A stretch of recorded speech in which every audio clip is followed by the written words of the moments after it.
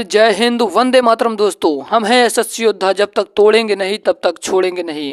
कहते हैं कि लहरों से डर कर नौका पार नहीं होती, कोशिश करने वालों की कभी हार नहीं होती। अगर दोस्तों अभी तक आप लोगों ने कुछ नहीं पढ़ा है तो कोई बात नहीं, केवल प्रैक्टिस सेट करिए, प्रैक्टिस सेट। तो आज की वीडियो बहुत ज़्यादा महत्वपूर्ण होने वाली है। और दोस्तों, अगर अभी तक आप लोगों ने टेलीग्राम नहीं ज्वाइन किया तो जाइए कर लीजिए, क्योंकि वीडियो देखने के बाद यकीन मानिए इस वीडियो के आप फैन हो जाएंगे, क्योंकि इस वीडियो में बताए गए सारे इंपॉर्टेंट प्रश्न हैं जो कि आज हम हिंदी के प्रैक्टिस सेट को करने जा रहे हैं, जो कि हिंदी आप लोगों के परीक्षाओं के दृष्टिकोण से जानते हैं कितना ज़्यादा महत्वपूर्ण है। तो आज हम हिंदी के प्रैक्टिस सेट करेंगे। कुछ टाइम के बाद यानी कि 1 घंटे बाद आपका जीएस की क्लास होगी, तो उस क्लास को भी अटेम्प्ट करिएगा। बिल्कुल बेसिक लेवल से दोस्तों चल रहे हैं।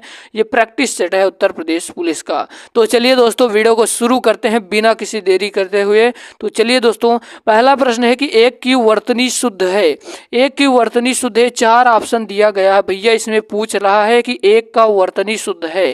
पहली बात तो भैया एक चीज यहाँ पर देखिए, उन्नयन, ये वाला तो गलत है दोस्तों, ये वाला तो गलत है और ये वाला भी गलत है। यानी कि सही कौन होगा? सही तो बी वाला होगा और डी वाला, दोनों मैचिंग कर रहा है मेरे दोस्त, यानी कि दोनों असही है। यही ये भी है, ये भी, यानी कि दोनों सही है दोस्तों। यहाँ पर टाइप राइटर के द्वारा थोड़ा सा गलत हो गया है, यहाँ पर ना नहीं होना चाहिए, यहाँ पर। चलिए कोई बात नहीं, आप इतना समझदार हैं दोस्तों। ये है उन्नयन। अगर आपसे प्रश्न में पूछ ले कि भैया उन्नयन का संधि विच्छेद बताओ, तो उन्नयन का संधि विच्छेद अगर आपको करने को बोले तो इसका संधि विच्छेद होगा उत प्लस नयन। उत प्लस नयन होगा किसका भैया? उन्नयन का संधि विच्छेद। और अगर आपसे पूछ ले कि उन्नयन का कौन सी संधि है, तो आप लोग बता दीजिएगा कि ये व्यंजन संधि हो दोस्तों, व्यंजन संधि है। ये जो त है इसमें जुड़ जाएगा, न में उन्नयन हो जाएगा। ठीक है, उम्मीद करता हूँ ये पहला प्रश्न समझ में आ गया होगा। जिस विद्यार्थी को समझ में ना आए वो कमेंट सेक्शन में कमेंट कर सकता है। निःशुल्क में इतना कंटेंट दे दूंगा, यकीन मानिए इतना कंटेंट दे दूंगा कि वहां पर जाएंगे तो पेपर आप चुटकियों में हल करना सीख लेंगे। तो चलिए दोस्तों, हमारा दूसरा प्रश्न कह रहा है कि एक की वर्तनी शुद्ध है। फिर से वही प्रश्न आपसे रिपीट कर रहा है कि एक की वर्तनी शुद्ध है। ये रहा आपका दूसरा नंबर का प्रश्न। तो याद रखिए दोस्तों, आप सभी को मैं बताना चाहूंगा कि इसमें आपका राइट आंसर हो जाएगा आविष्कार, जो कि बिल्कुल सही है। तो शुद्ध है। अगर देवश्री तो देवाश्री ऐसे नहीं लिखा जाता मेरे दोस्त, इसको ऐसे लिखा जाता है देवर्श्री। और अगर बात करें कि निशब्द, निशब्द ऐसे नहीं लिखा जाता मेरे दोस्त, निःशब्द लिखा जाता है, निःशब्द। और जमाता नहीं होता दोस्त, जामाता होता है। कहीं डाउट लगे तो एक बार कमेंट बॉक्स में कमेंट जरूर कर दीजिएगा, क्योंकि आप लोगों ने इस चैनल को इतना प्यार दे रहे हैं, इतना सपोर्ट दे रहे हैं, तो हमारा कर्तव्य बनता है कि निःशुल्क में आप सभी को आप इतना % तैयारी करा दिया जाए कि आपका सिलेक्शन हो जाए। तो चलिए दोस्तों, हम अपना 100% दे रहे हैं दोस्तों। ये प्रैक्टिस सेट है, पार्ट 1 प्रैक्टिस सेट है, अभी से जुड़ जाइए दोस्तों। तो चलिए, आपका 3 नंबर का प्रश्न कह रहा है कि एक वाक्य शुद्ध है। एक वाक्य भैया शुद्ध है इसमें से। देखिए, बहुत ही ज्यादा बेहतरीन प्रश्न है, इसमें बच्चे फंस जाते हैं। पहला है, पर्वतीय प्रदेश में प्रातः काल का दृश्य बहुत ही चित्ताकर्षण होता है। तो आप सभी को बता दूं दोस्तों, ये जो इसका right answer option number A वाला होगा। पर कैसे होगा कैसे नहीं, हम आपको बताते हैं। बी नंबर वाले में देखिए दोस्तों क्या कमी है। प्रत्येक धर्म के लिए अच्छा सद्भाव रखना हमारा कर्तव्य होता है। तो दोस्तों याद रखिएगा, इसमें क्या कमी है। यहाँ पर अच्छा के साथ सद्भाव नहीं होता है। ठीक है। और 3 नंबर में कह रहा कि मेरे वेतन का अधिकांशता भाग बच्चों की पढ़ाई में खर्च होता है। तो दोस्तों, जहाँ अधिकांशता आ जाए वहाँ पर भाग की क्या जरूरत है। यहाँ पर इन दोनों की बात की गई, यानी कि गलत हो गया इस प्रकार। और तीसरे में क्या कमी है मेरे दोस्त, यहाँ पर ध्यान रखिएगा, इस बात का स्पष्टीकरण करना आवश्यक है। तो 3 नंबर में दोस्तों यहाँ पर स्पष्टीकरण जब कर ही दिया गया तो यहाँ पर करना रखने की कौन सी जरूरत है। यानी कि ये तीनों ऑप्शन आपके गलत हो जाएंगे। और सही कौन होगा मेरे दोस्त? सही होगा ऑप्शन नंबर ई वाला। हम लोग चलते हैं अपने चौथे नंबर के प्रश्न की ओर। अगर कहीं भी डाउट लगे, अगर कहीं भी दिक्कत आए तो बोल देना। जिस चैप्टर में आपको दिक्कत होगा पूरे चैप्टर को पढ़ा दूंगा निःशुल्क यूट्यूब पर दोस्तों। बस आपको करना है कि आपको दोस्तों के साथ शेयर जरूर कर दीजिएगा। यही आपका गुरु दक्षिणा दक्षिणा है। और यही दोस्तों आप लोगों की ईमानदारी से किया गया आपका फल मिलेगा। दोस्तों आपका अगला प्रश्न है कि एक ही वर्तनी शुद्ध है, एक ही वर्तनी शुद्ध है। 4 नंबर का चौथा नंबर का प्रश्न है कि एक ही वर्तनी शुद्ध है, राजमहल, कोमल लांगिनी, निरोग और अछोहिड़ी। तो दोस्तों याद रखिए इसका राइट आंसर कौन सा होगा मेरे दोस्तों, इसका राइट आंसर हो जाएगा ऑप्शन नंबर डी वाली। ये तो बिल्कुल सही लिखा गया है। निरोग ऐसे नहीं लिखा जाता मेरे दोस्तों, निरोग होता है, निरोग नहीं निरोग होता है। और कौन सा भैया, कोमलांगिनी ऐसे नहीं होता मेरे दोस्त। ये कैसे होता है, ऐसे होता है कोमलांगी होता है, ठीक है। और राज्य जो महल है दोस्तों, तो राजमहल दोस्तों, राजमहल ये जुड़ा होता है, यानी कि राजमहल पूरा जुड़ा होता है। उम्मीद करता हूँ ये चीज़ें समझ में आ रही होंगी। ऐसे ही आपसे पूछेगा, बहुत टफ पेपर नहीं आएगा, टेंशन लेने की कोई बात नहीं, प्रैक्टिस करते चलिए, सिलेक्शन होगा आपका अब की बार। अगर अब की बार दोस्तों ये मौका बार बार नहीं आएगा, बार बार कह रहा हूँ दोस्तों, ये मौका बार बार नहीं मिलेगा। इस मौके का फ़ायदा उठाइए और अपने माँ बाप के सपने को साकार करके लोगों को दिखा दीजिए कि देख लो हमारे अंदर कितनी हिम्मत थी, जो तुम लोगों ने बोला था मैं वो चीज़ नहीं हूँ।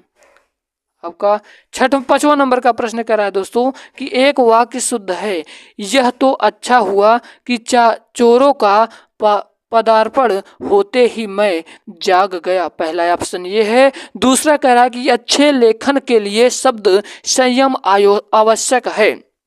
और तीसरा कह रहा है कि कक्ष में असंख्य जन समूह उपस्थित था। और चौथा कह रहा है रामचरितमानस तुलसी की सबसे सुंदरतम कृति है। तो दोस्तों याद रखिएगा, अरे भाई जब तुलनात्मक विशेषण आ जाए तो आप लोग पहले सुनिएगा, यहाँ पर देखिए रामचरितमानस तुलसी को सबसे सुंदरतम कृति है, सबसे सुंदरतम कृति है। अरे भाई जब तुलनात्मक विशेषण आ जाता है तो सबसे और सुंदर के सबसे आगे सुंदर लगाने की क्या जरूरत है दोस्तों।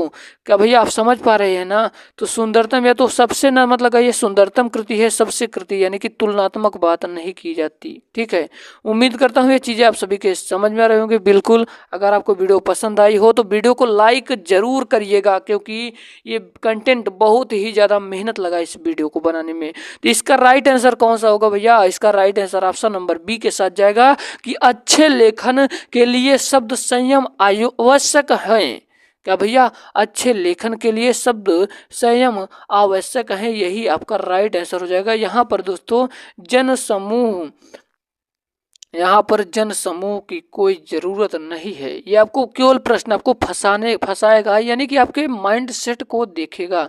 और यहाँ पर होते ही की जरूरत नहीं है। यह तो अच्छा हुआ कि चारों का पदार्पण मैं जाग गया। तो यहाँ पर दोस्तों उम्मीद करता हूँ ये चीज़ें आप सभी के बहुत ही ज़्यादा समझ में आ रहे होंगे। अगला प्रश्न आपकी स्क्रीन के सामने है दोस्तों, कह रहा है कि निम्नलिखित शब्दों में से एक शब्द शंकर का पर्यायवाची नहीं है। सुनिएगा, निम्नलिखित शब्दों में से एक शब्द शंकर का पर्यायवाची नहीं है। तो दोस्तों याद रखिएगा इसका राइट आंसर हो जाएगा शशधर। शशधर दोस्तों, शशधर किसका पर्यायवाची भैया, शशधर चंद्रमा का पर्यायवाची है, शशधर कपूर का पर्यायवाची है, याद रखिएगा। इसको छोड़कर बाकी लालाटाक्ष, गंगाधर, त्रिलोचन, ये सारे दोस्तों ये किसके, भगवान शंकर के पर्यायवाची हैं, ठीक है। हम लोग चलते हैं अपने अगले प्रश्न की ओर। आपका 7 नंबर का प्रश्न है, कहीं आपको दिक्कत हो तो आप कमेंट बॉक्स में जरूर बताइए। निम्नलिखित में से एक शब्द आम का पर्यायवाची नहीं है। निम्नलिखित में एक शब्द आम का पर्यायवाची नहीं है दोस्तों, तो याद रखिएगा इसका राइट आंसर हो जाएगा अम्बु। ये जो अम्बु है मेरे दोस्त, ये आम का पर्यायवाची नहीं। अम्बु किसका है भैया, तो अम्बु जल का पर्यायवाची है। बाकी अतिसौरभ, सहकार, रसाल, ये सारे आम के पर्यायवाची हैं। उम्मीद करता हूँ ये चीजें समझ में रहेगी। तो पूछ रहा है कि आम का पर्यायवाची कौन नहीं है, तो अम्बु नहीं है। इसका right answer option number C के साथ जाएगा। आपका 8 नंबर का प्रश्न आपकी स्क्रीन के सामने है। आपका 8 नंबर का प्रश्न कह रहा है कि तत्भव चबूतरा का तत्सम रूप है। तत्भव चबूतरा का तत्सम रूप है। तो दोस्तों याद रखिएगा इसका राइट आंसर कौन सा हो जाएगा, इसका right answer option number D वाला चतवाल हो जाएगा। तद्भव चबूतरा का तत्सम रूप है, तो चतबाल हो जाएगा। इसका right answer option number D के साथ जाता है। हम लोग चलते हैं अपने अगले प्रश्न की ओर। आपका 9 नंबर का प्रश्न कह रहा है आपकी स्क्रीन के सामने कि एक विशेषण शब्द नहीं है। पहली बात तो विशेषण जान लीजिए क्या होता है। जो शब्द संज्ञा सर्वनाम की विशेषता बताए, जो शब्द क्या करे, संज्ञा और सर्वनाम की विशेषता बताए, उन्हें विशेषण कहते हैं। लेकिन विशेषण का प्रयोग जिस संज्ञा अथवा सर्वनाम क्या गुण अथवा धर्म के लिए होता है दोस्तों, उसे विशेष कहते हैं। ठीक है, समझ में आ रही बातें कि विशेषण का प्रयोग जिस संज्ञा अथवा सर्वनाम का गुण अथवा धर्म प्रकट होता है, उसे ही क्या कहते हैं, विशेष कहते हैं। ठीक है, चीजें समझ में आ रही है। तो प्रश्न है कि एक विशेषण शब्द नहीं है। तो दोस्तों यहाँ पर देख सकते हैं लाछन ये विशेषण शब्द नहीं है, बाकी शब्द विशेषण है। लजीला, लाडला, लापता ये सभी विशेषण है, परंतु लाछन ये विशेषण नहीं है। उम्मीद करता हूँ ये चीजें समझ में आ रही होंगी। आपका अगला प्रश्न है आपकी स्क्रीन के सामने, जल्दी से इसका आंसर आप लोग बताइए कमेंट बॉक्स में। देखते हैं कौन से विद्यार्थी इसका सही जवाब दे पाते हैं।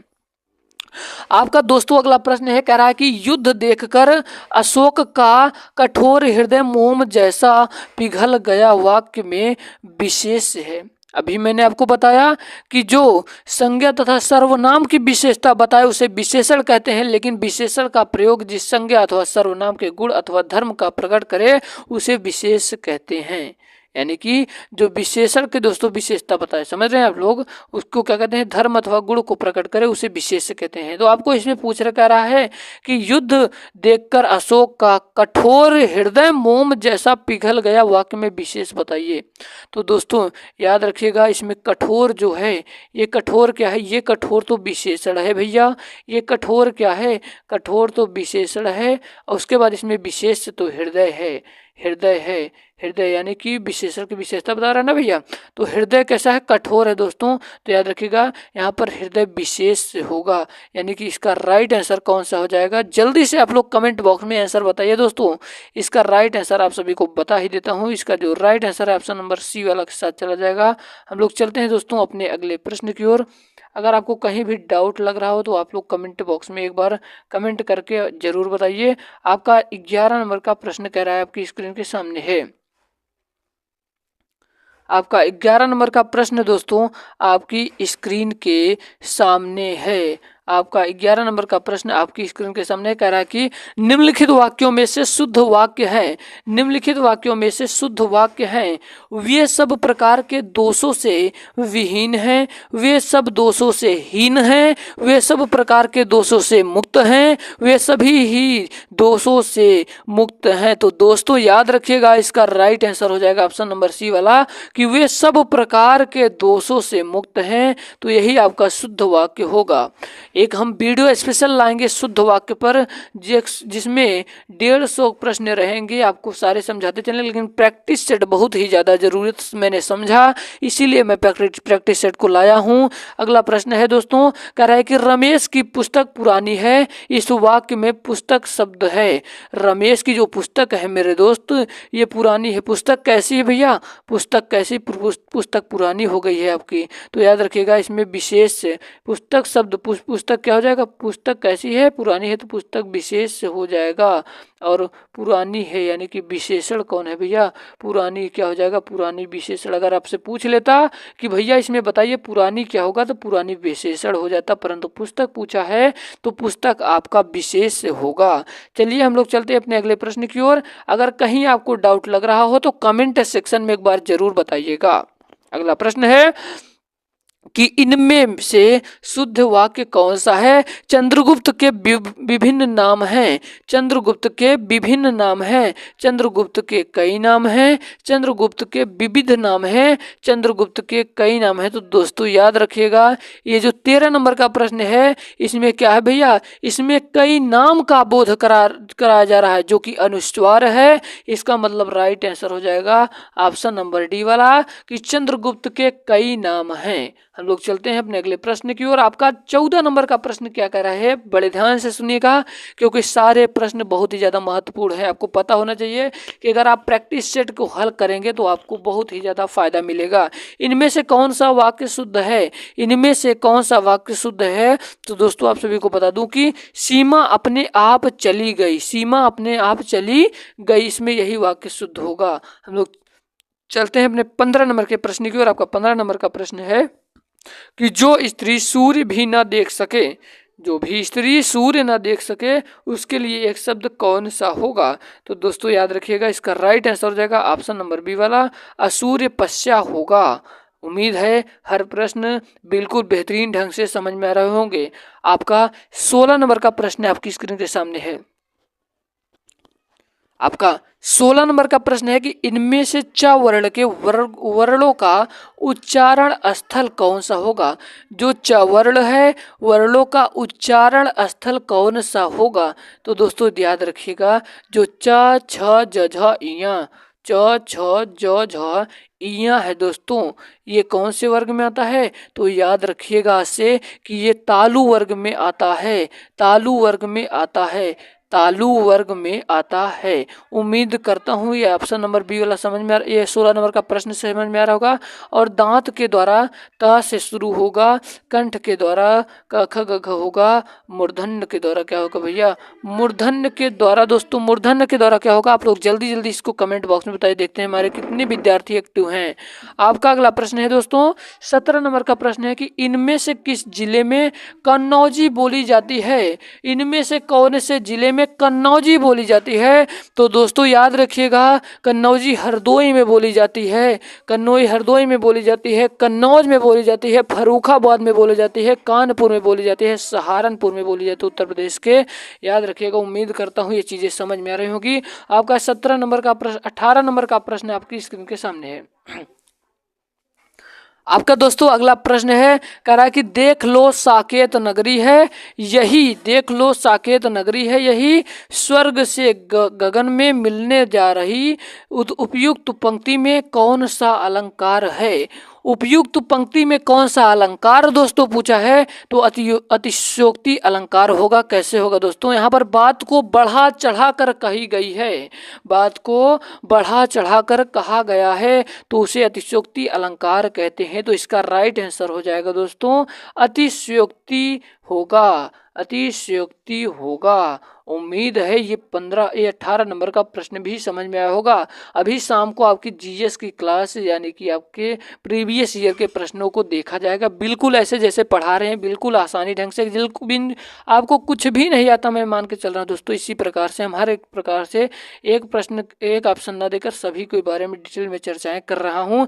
निम्नलिखित में से समानता सूचक चिन्ह कौन सा है? बहुत ही ज्यादा महत्वपूर्ण प्रश्न है दोस्तों। समानता सूचक चिन्ह कौन है? तो नाम से ही पता चल जा रहा है। तो याद रखिएगा इसका right answer option number B वाला होगा। इसको समानता सूचक कहेंगे।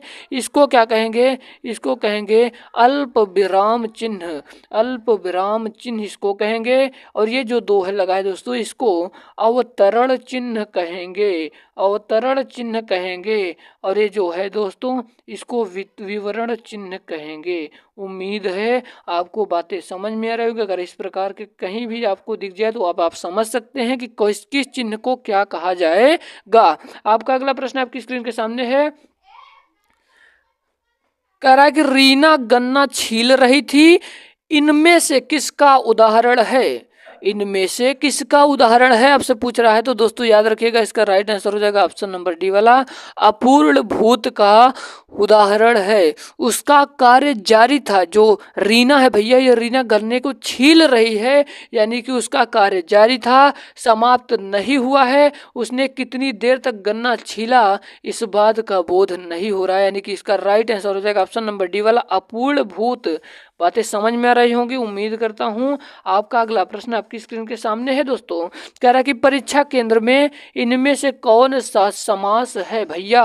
परीक्षा केंद्र में इनमें से कौन सा समास है? तो आपको बता दूं परीक्षा क्रम जो है, परीक्षा के लिए केंद्र यहाँ पर होगा, परीक्षा के लिए केंद्र। तो कौन सा समास होगा? संप्रदान तत्पुरुष समास होगा। ऑप्शन नंबर सी के साथ जाएगा इसका राइट आंसर। आपका 22 नंबर का प्रश्न आपकी स्क्रीन के सामने है। अगला प्रश्न है दोस्तों कि पहली पुस्तक वापस करो में पहली कौन सा विशेषण है? पहली कौन सा विशेषण है? तो यहाँ पर क्रम की बात किया गया मेरे दोस्त, क्रम की बात किया गया, तो यहाँ पर क्रमवाचक विशेषण होगा, क्रमवाचक विशेषण होगा। यहाँ पर क्रम की बात किया गया है कि पहली में कौन सा विशेषण होगा। ऑप्शन नंबर बी वाला सही हो जाएगा। हम लोग चलते हैं अपने अगले प्रश्न की ओर। आपका 23 नंबर का प्रश्न कह रहा है कि इनमें से देहाती दुनिया उपन्यास के लेखक कौन है? तो दोस्तों आपको बता दूं कि ये जो देहाती दुनिया है ये 1926 में लिखा गया था दोस्तों। कहाँ? 1926 में इस उपन्यास में रामचरण जो कि बिहार का एक छोटा सा गांव था उसी की बातें हैं दोस्तों, याद रखिएगा देहाती उपन्यास में। ठीक है, लिखा कब गया था? लिखा 1926 ईस्वी में लिखा गया था। ठीक है, तो याद रखिएगा देहाती उपन्यास के लेखक कौन है, तो वहां से याद रखिएगा इसका राइट आंसर हो जाएगा कौन सा भैया? इसका राइट आंसर हो जाएगा ऑप्शन नंबर बी वाला, शिव पूजन सहाय जी ने देहाती दुनिया लिखा था। और कब लिखा गया था? 1926 में। आपका अगला प्रश्न आपकी स्क्रीन के सामने है दोस्तों। कह रहा है कि अक्ल के घोड़े दौड़ाना मुहावरे का अर्थ क्या है? तो अक्ल के घोड़े दौड़ाने मुहावरे का अर्थ क्या है दोस्तों? याद रखिएगा केवल कल्पनाएं करते रहना ही। क्या अक्ल के घोड़े दौड़ाने का मतलब केवल कल्पनाएं, यानी कि केवल आप सोच रहे हैं, कुछ कर नहीं, आप पढ़ नहीं रहे हैं, आप केवल सोच रहे हैं कि काश हम भी वर्दी पहन लें। तो आपको सोचने की जरूरत नहीं, आपको मेहनत करना होगा। यहाँ पर बड़े ध्यान से सुनिएगा, मेहनत करना होगा, बिना मेहनत के यहाँ कुछ भी नहीं मिलेगा दोस्तों। अक्ल के घोड़े दौड़ाना यानी कि केवल कल्पनाएं करते रहना। आपका 25 नंबर का प्रश्न आपकी स्क्रीन के सामने है। कह रहा है कि ओष्ठ महाप्राण घोष व्यंजन वर्ण का उदाहरण कौन सा है? तो दोस्तों आप सभी को बता दूं कि ओष्ठ महाप्राण घोष व्यंजन वर्ण का उदाहरण कौन सा है। बहुत ही ज्यादा महत्वपूर्ण प्रश्न है। तो पहले हम लोग लिख लेते हैं एक चीज भैया, प फ ब भ म, प फ ब भ म। तो यहाँ पर देखिए दोस्तों क्या कर रहा है कि ओष्ठ महाप्राण घोष व्यंजन की बात कर रहा है, यानी कि दूसरा चौथा, उसके बाद भैया दूसरा चौथा, उसके बाद तीसरा चौथा पांचवा, ये जो ओष्ठ महाप्राण घोष, उसके बाद घोष व्यंजन 3 4 5, यहाँ पर 4 4 मिल रहा है। तो चौथा कौन सा भैया? चौथा इसमें कौन सा होगा भैया? चौथा यहाँ पर भा है, यानी कि जो इसका राइट आंसर हो जाएगा ऑप्शन नंबर कौन सा हो जाएगा? ऑप्शन नंबर बी वाला। उम्मीद करता हूँ ये एक एक पॉइंट, एक एक बातें आप सभी के समझ में आ रही होगी। अगर आपको कहीं डाउट लग रहा हो, सॉरी दोस्तों, यहाँ पर फ होगा इसका राइट आंसर, फ होगा। ठीक है, ऑप्शन नंबर सी के साथ जाएगा। हम लोग चलते हैं अपने 26 नंबर के प्रश्न की ओर। कह रहा है कि लहदा का विकास किससे हुआ है? तो लहदा का विकास किससे हुआ है? बहुत ही ज़्यादा महत्वपूर्ण प्रश्न है दोस्तों। तो पैसाची से हुआ है, पैसाची से हुआ है। अगर दोस्तों राजस्थानी भाषा का विकास पूछे तो राजस्थानी भाषा का विकास कह देना सौरसेनी, सौरसेनी से हुआ है, सौरसेनी से हुआ है दोस्तों। अगर पूछ ले गढ़वाली तो गढ़वाली खस अपभ्रंश से हुआ है, खस अपभ्रंश से हुआ है। ठीक है, उम्मीद करता हूँ ये चीजें आप सभी के समझ में आ रहे होंगे। आपका अगला प्रश्न आपकी स्क्रीन के सामने है। कह रहा है कि हिंदी में अल्प प्राण वर्णों की संख्या कितनी है? अल्प प्राण वर्णों की संख्या कितनी है मेरे दोस्तों? तो याद रखिएगा अल्प प्राण वर्णों की संख्या, पहली चीज आप लोग जान लीजिए कि 1 3 5 तथा सभी स्वर प्लस य र ल व ड़, यहाँ पर यार लवा है, ड है, समझ सकते हैं दोस्तों। यहाँ पर दोस्तों ये कितना हो जाएगा? ये हो जाएगा स्वर 11, 11 11 लवा 4 प्लस 1 15 प्लस 1 15, उसके बाद इधर 15 हो जाएगा, यानी कि 15 दूना 30, 1 31। अल्प प्राण कितने हैं? 31 हैं। और महाप्राण पूछ ले कि महाप्राण कितने भैया? तो महाप्राण 15 हैं। उम्मीद करता हूँ ये प्रश्न समझ में आया होगा। तो इसका राइट आंसर कौन सा हो जाएगा? ऑप्शन नंबर सी वाला। अल्प प्राण 31 होते हैं। अगर महाप्राण की बात करें तो महाप्राण 15 होते हैं। आपका अगला प्रश्न आपकी स्क्रीन के सामने है। कह रहा है कि कमला में कौन सा गण रूप है? तो कमला में कौन सा गण रूप है दोस्तों? इंपॉर्टेंट प्रश्न है। कमला में कौन सा गण रूप है? तो दोस्तों याद रखिएगा, ये जो कमला में कौन सा गण रूप है, तो आपको एक चीज याद बताता हूं दोस्तों, याद रखिएगा कि या माता राजभान संभाल, या माता राजभान सलगा, यहाँ पर सलगा होगा दोस्तों, या माता राजभान सलगा, यहाँ पर एक हो जाएगा। यह है ना, यह है, यहाँ पर यह नहीं होगा। या माता, उसके बाद क्या होगा? रा ज भान संभाल, एक एक दो, यहाँ पर सा का एक, ला का एक और इसका दो हो जाएगा डबल। तो दोस्तों यहाँ पर देख सकते हैं क्या क्या होगा इसका, यानी कि इसका सलगा का मतलब सगड़ हो जाएगा। ऑप्शन नंबर डी वाला सही हो जाएगा। 29 नंबर का प्रश्न है कि प्रेम सागर शब्द में कौन सा समास है? तो प्रेम का सागर होगा। तो प्रेम सागर में कौन सा समास है? तो याद रखिएगा तत्पुरुष समास होगा। ऑप्शन नंबर बी वाला सही होगा। आपका 30 नंबर का प्रश्न है कि कर्ता और कर्म यदि परसग युक्त हो तो ऐसा वाच्य क्या कहलाएगा? आपको बताते हैं दोस्तों। जैसे है कि राम के द्वारा चित्र बनाया गया, चित्र यहाँ पर बनाया गया समझ लीजिए। राम क्या है? राम भैया है कर्ता, राम करता है, के द्वारा चित्र क्या होगा? चित्र यहाँ पर कर्म हो जाएगा। तो जब कर्ता और कर्म के बीच की बात करें तो परसर्ग युक्त होगा, यानी कि इसका जो राइट आंसर हो जाएगा कर्मवाच्य होगा। फिर से चीजें समझा रहा हूं कि राम के द्वारा क्या किया गया भैया? चित्र बनाया गया। तो यहाँ पर जो राम है ये कर्ता है और चित्र कर्म है, तो कर्ता और कर्म की बात करें तो वहां पर कर्मवाच्य होगा। उम्मीद करता हूँ ये चीजें समझ में आ रही होंगी। आपका 31 नंबर का प्रश्न है। अगर आपको कहीं भी डाउट लगे तो कमेंट सेक्शन में एक बार जरूर बताइएगा आप लोग, क्योंकि हम इसीलिए बैठे हैं कि आप लोगों को निःशुल्क में इतना कुछ दे दिया जाए कि आप यूपी पीएफ की बार पार कर दें, वर्दी पहन लें। तो आपका अगला प्रश्न है कि प्यारे देशवासियों आप सबको स्वाधीनता दिवस की शुभकामनाएं। इस वाक्य में प्यारे देशवासियों में कौन सा कारक है? तो दोस्तों याद रखिएगा, इसमें कौन सा कारक है? जब किसी संज्ञा के जिस रूप से जब किसी की तुलना या पुकारने की बात हो तो संबोधन कारक होगा, यानी कि इसका राइट आंसर हो जाएगा संबोधन कारक होगा। ऑप्शन नंबर डी वाला सही होगा। हम लोग का 32 नंबर का प्रश्न जो कि बहुत ही ज्यादा महत्वपूर्ण है। कह रहा है कि बिल्ली खेल रही है, क्या कर रही है भैया? बिल्ली खेल रही है। इस वाक्य में क्रिया किस काल का बोध करा रही है? तो मेरे दोस्तों यहाँ पर आप सभी को बता दूं, इस प्रश्न में क्या हो रहा है भैया? क्या कार्य जारी है जबकि समाप्ति का बोध नहीं हो रहा है कि बिल्ली खेल ही तो रही है भैया, क्या रुकी तो नहीं है, बिल्ली खेल रही है अभी। तो याद रखिएगा इसको क्या कहेंगे? इसको अपूर्ण वर्तमान काल कहा जाएगा। इसका मतलब right answer option number C के साथ जाएगा। चलिए अब हम लोग चलते हैं अपने 33 नंबर के प्रश्न की ओर। आपका 33 नंबर का प्रश्न है कि जखीरा संज्ञा का कौन सा प्रकार है? जखीरा संज्ञा का कौन सा प्रकार है? तो भैया हथियारों से भरा हुआ जखीरा, यानी कि समूहवाचक बोध संज्ञा है। जखीरा का मतलब हथियारों से भरा हुआ, तो जब हथियारों से भरा होगा तो क्या होगा? समूहवाचक संज्ञा होगा। ऑप्शन नंबर सी वाला सही होगा। आपका 34 नंबर का प्रश्न है कि घड़ी संज्ञा का कौन सा प्रकार है? दोस्तों घड़ी संज्ञा का कौन सा प्रकार है? तो याद रखिए घड़ी जो संज्ञा का जातिवाचक संज्ञा का प्रकार है, क्योंकि कई प्रकार की तो घड़ियां हैं दोस्तों, कोई एक प्रकार की तो है नहीं।